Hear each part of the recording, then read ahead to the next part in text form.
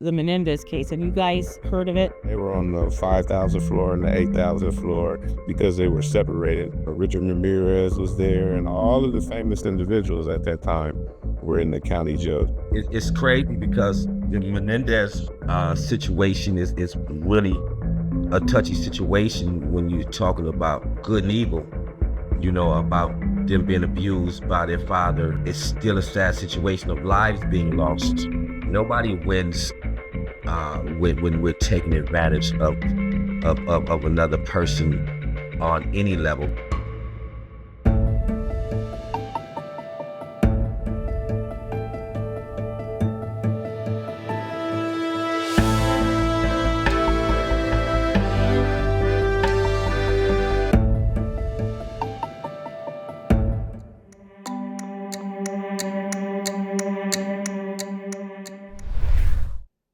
Hey, everybody, welcome to this next episode of Just Healing. This episode I have been so excited for. It is on a topic near and dear to my heart, and I got my boys on this episode. So we are going to talk about lots of things, but I'm going to let them introduce themselves, and then we will get into the topic. And Tommie, why don't you introduce yourself first?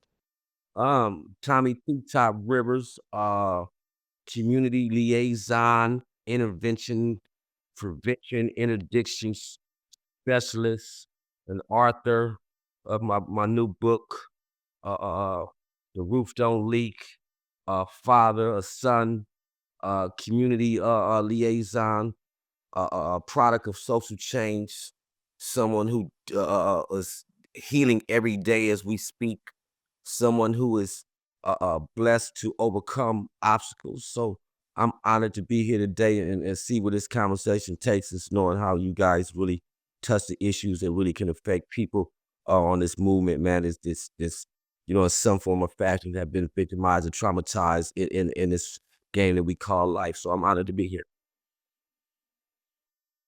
We're honored to have you. Nikko, why don't you introduce yourself? Yes, ma'am. Nikko D, West LA, Pico Boulevard Guidance Center founder, state certified interventionist, lead CIW, and director of operations for PCITI, Professional Community Intervention Training Institute, which is also the BUILD program.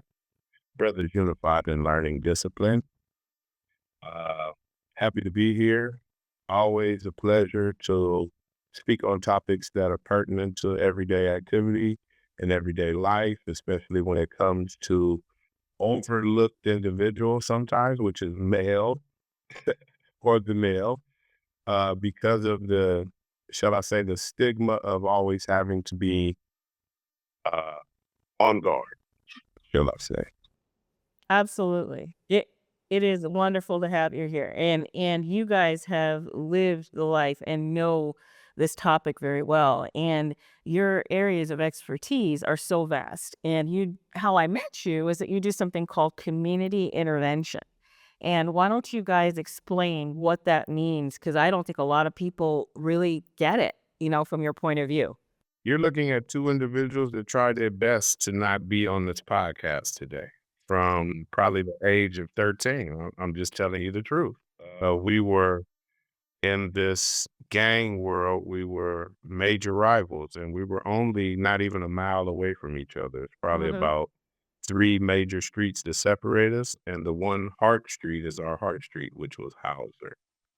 So throughout the years, we came to the rationalization that we weren't going to get anywhere but to the casket or back to prison because we both served time together.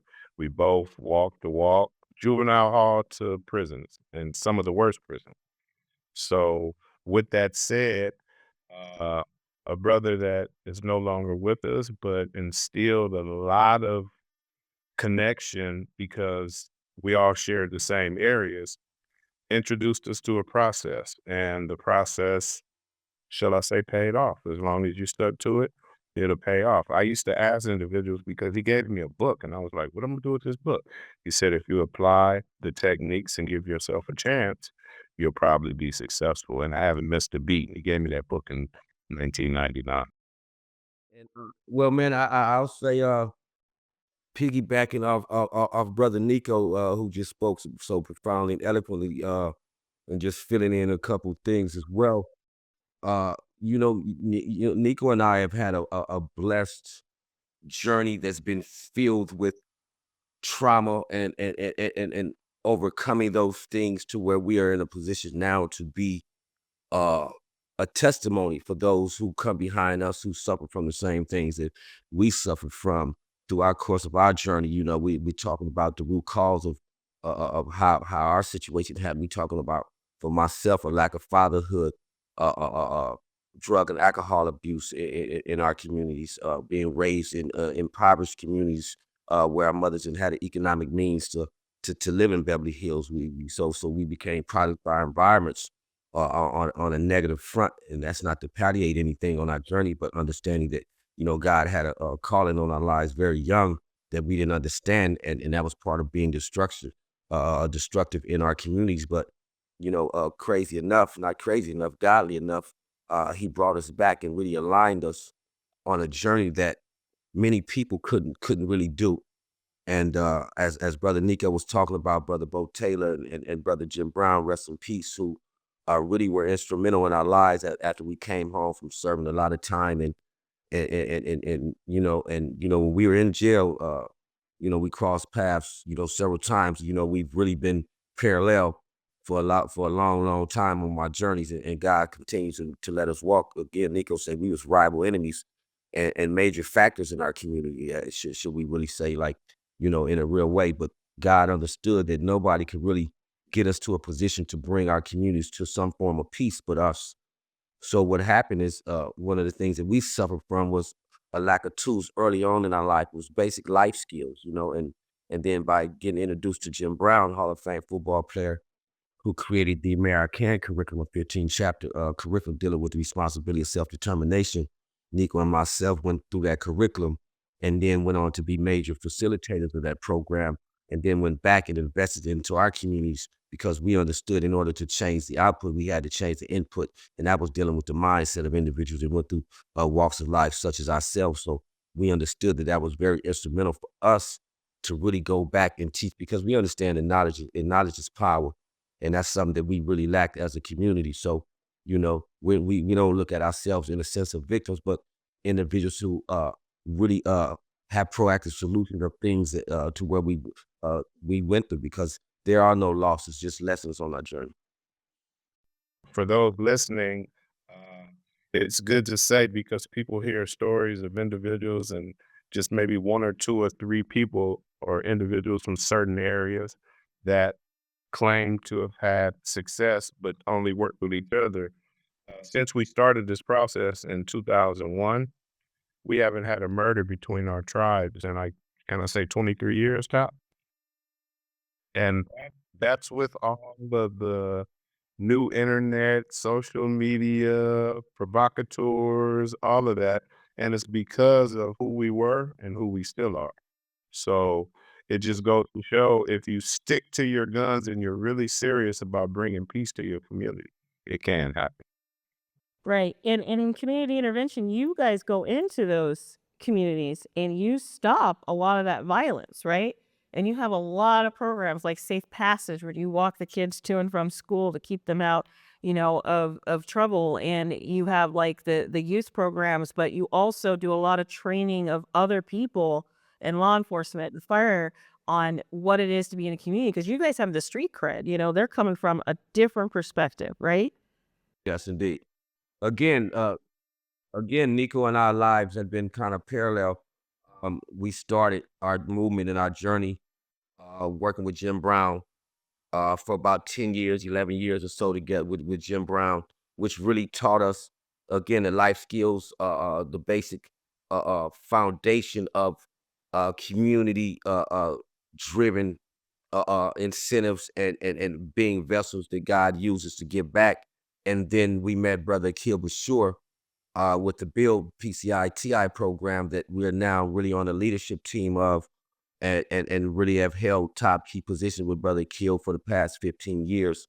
And one of the things that we're doing now is teaching proactive, comprehensive strategies and tools back into the communities teaching protocols of intervention, prevention protocols, interdiction nationwide now under the leadership of the bill program, to where we're now in the White House under the 48 City Now initiative, where we're really reaching out to so many different communities, putting universal protocols and structures in place that's really applicable to really eradicating violence, which is something that was really imperative as we were looking to really be able to affect change, was having a universal protocol and structure that's really professionalized our work, that's recognized globally.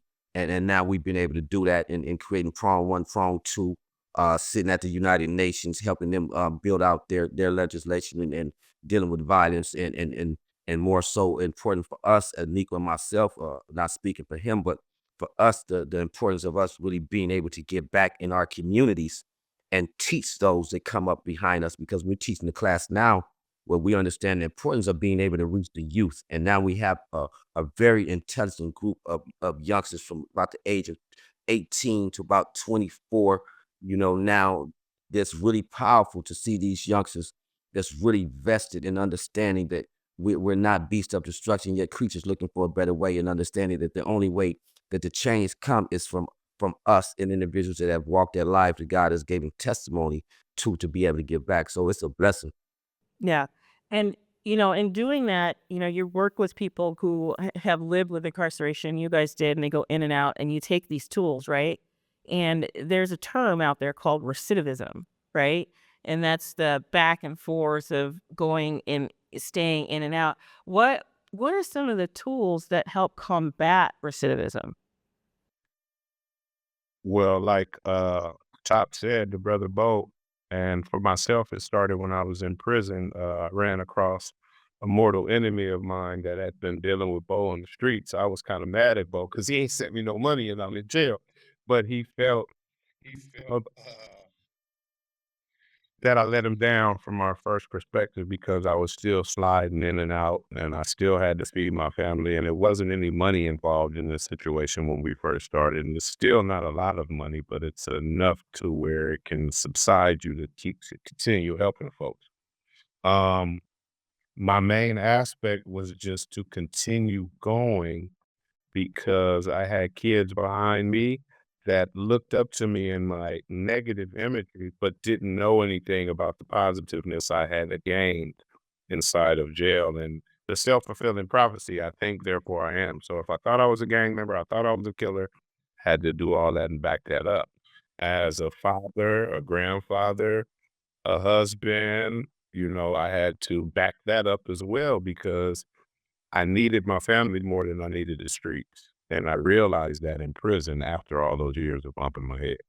And Tommy, I know your journey was similar but different, right? Because of your book. My book, when we talk about healing, we talk of, as I've learned on my trek, my healing comes from my circles of individuals that are around me that God has blessed to be a part of my trek and my journey. And that's why we sit here today, and I really, really mean this, Nick, no, but I say this to you, Deb, really that family, that structure, that having someone who understands, who never gives up on you, who really understand that circumstances don't define who we are, and always being proactive and saying, if not us, then who? That circle of having someone to believe in you, to trust you, to give you the ability to fail, to be vulnerable. You guys have given me that. And that's what family really means, when people really understand that if we're looking at the circle of the people that's around us on a day-to-day basis, we have to ask ourselves, are they helping us build and get to the next journey? Because life is relationships and timing, and a percentage of what we know, and the rest is all God, which is the all knowing. So now as I'm traveling through God's grace, I'm knowing that the circles that He placed me in is the fellowship that I need for my healing on a day-to-day basis. Because we talk about PTSD and things of that nature. I don't look at it as no post-trauma on any level. It is still present trauma that we deal with. It's present and post. So having someone to be that vessel to talk to, because we don't even know, like, just having a conversation with Nikko, Nikko having a conversation with me as we walk into the building to train and teach, not knowing what he's going through myself. It could be a couple words that I say or he say that really could be that positive uplift that we give each other, not even knowing that we really do that.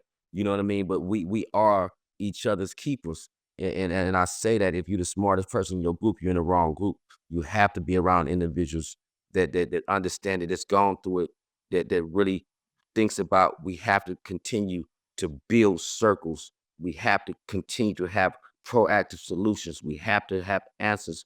We have to be the ones who do the teaching and get the information to give back. So, the healing continues, but I say this, that as I study in the Bible and study through the Quran and everything else that I've looked and studied, that life is a sacrifice, and we are just that, the vessels that God uses to be, a testimony for somebody else. So, yes, the healing continues.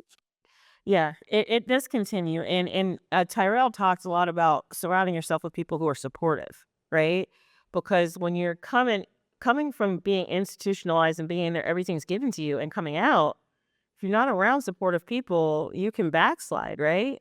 And people don't get what it is to really re-enter into this world. I mean, I don't know how hard was that? Recidivism is real, and again, what we talk about is that curriculum for me and Nikko. Just stop that repetitive cycle of us going in and out.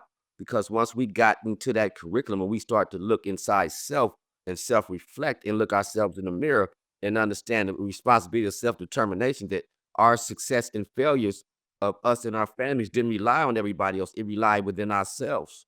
Because we always had the greatest ideas when it came to giving it to everybody else, but when it came to ourselves, sometimes we suffered from our own egos, which led us to unfortunate circumstances. But now, as we know better and we've educated ourselves, and like Nico said, we sat behind the walls and we start to really understand what was priority for us in our primary needs, in our family, and food, clothing, and shelter, that was our primary needs. Then our mindset shifted. So, for a lot of people, they don't have the ability to get that knowledge and information, such as ourselves, because we've been students of knowledge for years. And that's, God bless those that have that intuitive fortitude to be able to lead and teach. So that's just something that God gave us to be able to be blessed with. But, a lot of people suffer from that recidivism. So we have to be mindful of that, as like Brother Terrell has his reentry curriculum now, of being able to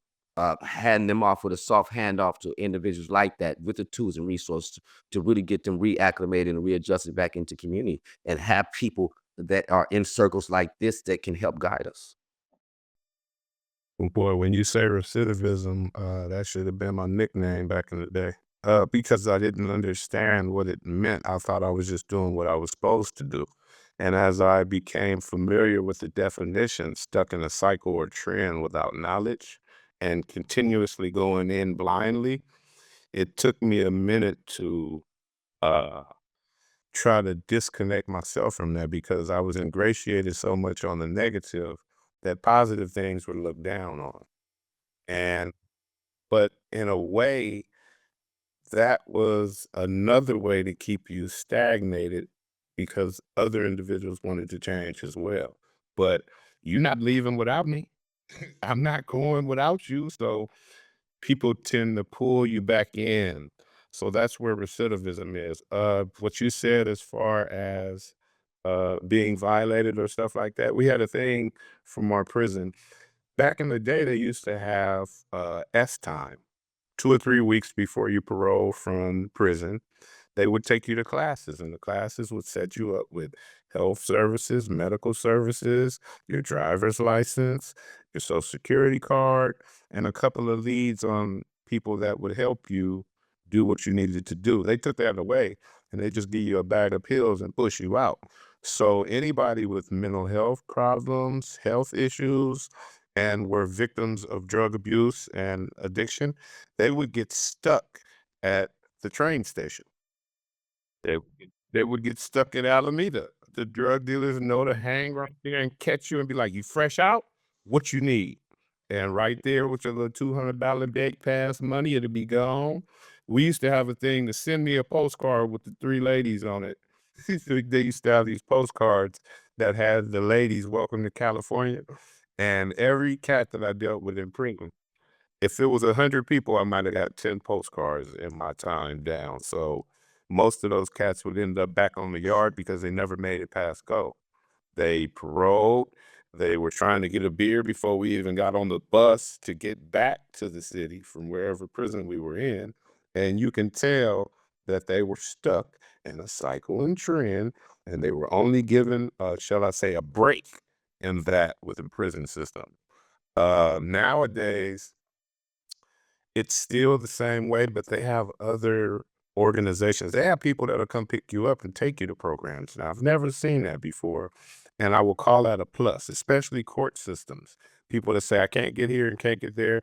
The judges and the DAs and the state attorneys are all handing cards out for programs that come pick you up and take you door to door and give you certain things. That's kind of like what we were working towards from our perspective, and glad that it was adapted because it helped so many people. You only get that one chance, and it's about maybe a day or two curtain before you end up back in the system if you don't have a power base. That's a lot, and there's a case out there right now, the Menendez case. Have you guys heard of it? When we did trustee stuff and stuff like that, they were on the 5,000 floor and the 8,000 floor because they were separated. We were me and Top was talking about this the other day. Richard Ramirez was there, and all of the famous individuals at that time were in the county jail. Tupac came through there in '96 on Yeah, this. yeah. So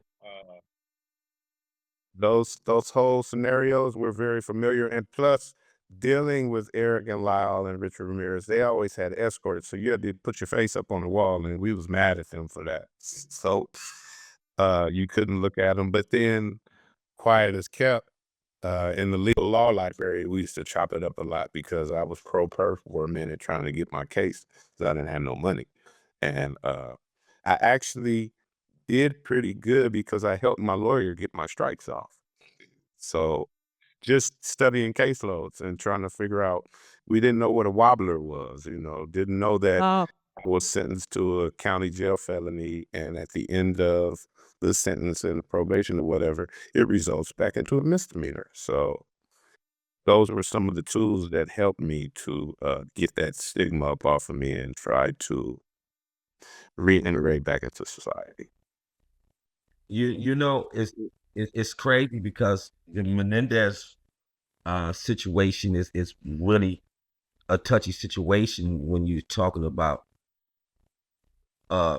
good and evil, because you have a situation where you know they may have an opportunity to get back in the court system. You know what I mean, based on things that have been said before, about them being abused by their father in a letter being written a year or so before the murder happened, speaking about that. So I don't know how that will affect them getting the opportunity to be reheard in court, but then it's still a sad situation of lives being lost in the process. So it's very touchy when you look at it, because it's a lose situation on all ends when we're talking about the value of life on all levels of those that may have been victimized or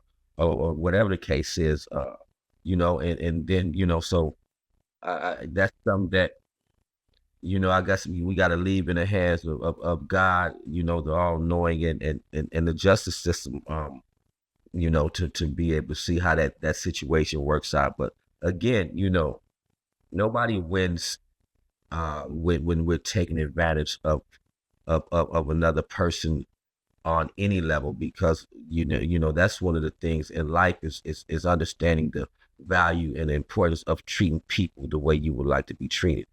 and not taking advantage of anybody that is not in position to take care or defend themselves. Right. And what I'm concerned about mostly is that they're talking about resentencing them or possibly releasing them, after this resentencing. However, the law decides. You never can tell when you go to court, right? But they've been in there since they were like 18 and 21. They're now like 50s, right? What? I can't even imagine what that's like. I mean, I know you guys have a perspective on it, and I'd love to hear it, but what are they gonna face? What feelings? Like, do they even prepare them for that? I mean, the world is a different place. No, I don't think it's a preparedness, but I will say that from the time they were arrested to the present, when they're probably might be released or resentenced to a lesser sentence, uh, they've done a lot of keeping up because it was a high profile case. At one time they had 100 women a week coming to visit them and trying to marry him. Rich Ramirez did too. He got married in the Yeah, visit from the prison. yeah. So, um, I would think that they have a semblance of understanding of things that are going on, and it's kind of heightening their sensibility because they're even getting this light shine and even being given the directive. I think they were sentenced under the Pete Wilson. I mean, uh, uh, who was that DA at that time? Pete, what was his name? The one that signed that said if you get life, you're gonna do life, and it's not gonna be any, huh? That was Pete. Yeah, that's what I said. It was Pete Wilson that signed the law that said if you got life, prison is punishment, and you're gonna do that life sentence, you're gonna die in prison. And I think they were sentenced under that. So with that understanding, um, they probably never garnered getting out, but I'm pretty sure that they use the best abilities to continue staying current with individuals in current events. Now, with the internet, if they have any access to social media, they'll see people running through their house. People are going to the house where it happened and camping out and saying they hear ghosts and voices. So they're seeing that they're still relevant as far as a topic for the streets and what we call internet content now. So that is a motivator. It also generates money. You can imagine how many individuals are trying to interview them, trying to get book deals, trying to get movie deals, trying to get all kind of stuff, because they were also the first to be sentenced to not be able to profit from their story. And and now the courts are profiting from all stories with their social media. So just like the weed laws, they have a lot of things to do before they can ever get in any trouble trying to reclaim or whatever. We don't know what's going on with the family's insurance. I have to say this. We shared a semblance because I had problems with my mom and her boyfriends and stuff when I was younger. And I kind of did something bad to my mom and her boyfriend, but only because they did something bad to me. So I was always in placement camps. It was a guy that killed his mom back in the day named Torrin Meyer. These are very good stories because all of these people were white. And back then, we didn't see a lot of black families trying to hurt their parents. We were fearful of our parents. We were, if not the most respectful, just fearful enough to not do certain stuff. So when I started seeing that, I said, wow, well, this is just a system. This is something that was created, and it kind of comes from the Bible too, sometimes that your main enemy could be in your household. With that thought process, boy, it's a paranoia that sets in that has you apprehensive and always confrontational with those that are inside your household. So I do understand with all the claims that the dad paid off sexual harassment claims back then and rape of other individuals, but with no social media and NDAs back then, it was washed under the rug. So that's why the new evidence, the new testimonies, the families coming up is telling the story that they knew this, but that guy was rich and he was taking care of a lot of people, so they weren't going to bite the hand that feeds them. And that was sort of the norm in those days. You didn't go against the breadwinner. And now they also saying now that the auntie has come forward and asking for their release. It's asking for their release. So She knew some things. It's a mess. Like, I am always, like, on awe of this. I was a teenager when it first came out, and I followed it, and I believed them. And a lot of times, people you will say, "Oh, they lied, they did all this." You have so much so peop kids don't make that stuff up. The stuff they were making up, like, they said they were, right? You just don't do that, you know? And I just remember thinking, "Oh my god," like, this is like it was the first time it had blown up in the media that people knew about it, right? That this happens to boys, right? And that's unfortunately why no one believed them to begin with. And I always say the first thing you do is believe someone, especially a guy. A guy is never gonna say something like that. You know, nobody's gonna say they're sleeping with their father. Like a guy saying this kind of stuff and the graphic detail, you know. And I was like, oh my goodness, and so I can't imagine being in your early manhood, learning how to shave in prison or learning all those things that happened to you in your 20s, right? And you're learning from other people who are incarcerated, and now you're coming out into a world where you're married and you have a wife, and I can't imagine the feelings 'cause you already have feelings about being released, right? I can't imagine the stress that's causing. Stress and relief, though. Stress and relief, because remember, it's stressful to be woke up at 6 o'clock every morning to run and do what you need to do and can't break away from loud noises, crowds, people going off, different mental issues. So I would think that that stress is going to be alleviated a little bit because that's what it did for me when I knew I was going to get out because I was sentenced to 3 strikes and it took me some years to fight that and finally get my sentence overturned and the correct sentence to be added to whatever my crime was at that time. But the relief of knowing that the journey might be over is enough to have any individual thankful and kissing the ground he's walking on, especially from that long time. 'Cause, in our societies, in our populations, we deal with our homies that have done 34, 27, 35, 40.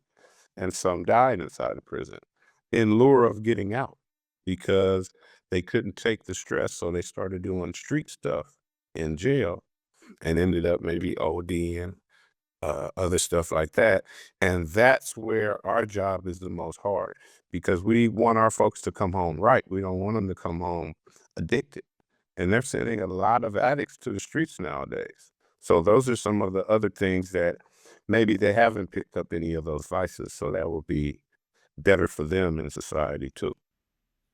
Tommy, you had something you want to say?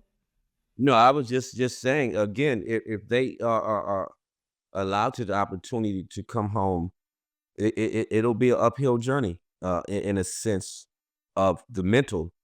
As Nikko was saying, a lot of great things will happen for them in the efforts of economics from people wanting their stories and things of that nature. But from the mental standpoint of, knowing that trauma that happened back then, knowing the trauma that they've gone through since 1989 up until this point, it's always going to be triggers. It's always going to be things that will bother them, and it's just really about being surrounded with the right people that really have your best interest at heart again, and getting the right tools and resources again upon coming home, and hopefully, they have a good support team behind them that will help make that transition easy for them upon coming home, which it seems like they do from the outpour of support from family and people that's speaking out for them. So that'll really help them, on their trek in their return if that happens, because that's imperative. You have to be able to have that a piece to where you're dealing with the mental and the family and all that stuff around you. That's going to be probably the biggest transition. Again, like Nico said, if they have access to internet and things of that nature, they're still living life as minimum as you can, but so they're not just totally out of tune and out of whack with society. But for the most part, you think about being isolated, on death row for 23 hours a day inside of 8 by 10 cell. If that doesn't do something to your mental and psyche, then I don't know what does. So again, it's just about having the right people around with upon them, coming home if that's they're allowed to do that, and and the rest, hopefully they godly and they pray every day, and they get another opportunity. So we'll see. I have my popcorn out. I'm just watching the flight and seeing what manifests, and hopefully there's some lessons to be learned in this process as if they are resolved. Because again, there's this people that's never going to be the same on all levels. So hopefully there's lessons and healings on all levels from all sides as well. So would you say support is the biggest thing that they need when they get released? Of course. Well, I'm pretty sure they might have a big support group with all the fame that they have around. Yeah. One thing that they better be ready for is the comments. You can go and you can produce content, but you Yeah. better be ready for them comments, because if it's not a bot, it's an individual that just pushes his pen on the internet. So they need to be conditioned on what not to react to and what to react to. And what not to read. Like, those people who are saying that hated you before they met you. Yeah, without question. Yeah. Yeah. Well, what are some final thoughts you want to leave everybody with? Because this has been very fascinating to me. For myself, my final thought is that anybody that thinks that they can't, they can. It's never too late to obtain a meaningful and a successful life. Um, but you have to want it. You have to walk the walk, talk the talk, and you have to ask yourself if walking through the fire is even worth it. And for myself, and I don't speak for Top, but these feet been hot for a long time, and it's been worth it. Just from the perspective as what I spoke on earlier, we haven't had any violent activity between our tribes in a long time. We've had some internet beef. You can't get past that internet. But the street perspective, it's mostly according to us. So that's all we can ask for. That's what we started for. I didn't start for any money. Once again, I'll say that. I started because I didn't want my kids to be killed. I didn't want my kids to go to prison. And I didn't want to hurt nobody that I didn't know, that I got to know and I really liked. And I'm gonna say ditto to everything Nico said, and it's been an honor to. You don't think when we're in this lifestyle and we doing what we do that. Well, let me say this. I think for us in that process of living that lifestyle, we was the best that we could be in that journey.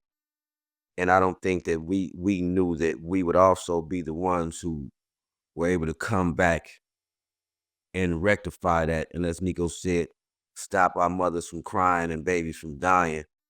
And that was really a big milestone of something that we did that cannot never go unnoticed, because there were 12, 13, 14 different neighborhoods that we brought to a ceasefire upon coming home from prison that nobody thought could really be done. And we did it. And it's still in effect. And we understand that every day is a constant struggle, and we're gonna always have trials and tribulations along our journey. But just remember that a road without obstacles don't lead anywhere, and that you have to go through it to get to it. And I'll leave everybody with this: just really understand that it's never too late to attain a full, meaningful life, and understand that there's no great secret to success. It's the development of desires for success that determine the level of success achieved. Success is not just for the well-educated, elite, and the wealthy. Success is there for those who want it, plan for it, and take actions to achieve it. And stay surrounded and grounded. Peace.